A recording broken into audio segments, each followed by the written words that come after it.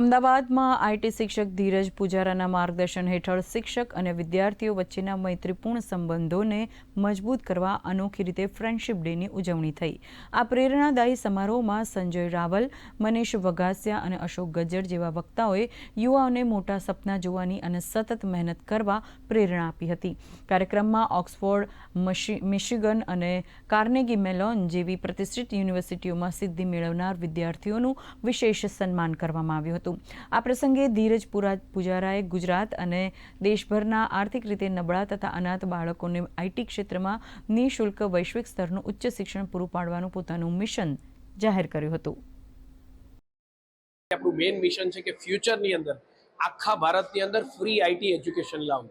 અત્યારે આપણે લિમિટેડ જે મા બાપ ના હોય એ છોકરાઓને ફ્રી ભણાવીએ છીએ, રાઈટ, પણ આપણું ધ્યેય છે કે આખા ઇન્ડિયાની અંદર ફ્રી મિશન આઈટી એજ્યુકેશન લાવવું, જેનાથી ખેડૂતોના છોકરાઓ, આજે ગામડામાં ઘણા બધા બાળકો છે જેમને કોડિંગની જો આવડત આવી જાય તો એક લીમડા નીચે બેસીને બી કોડિંગ કરીને કરોડો કમાઈ શકે છે।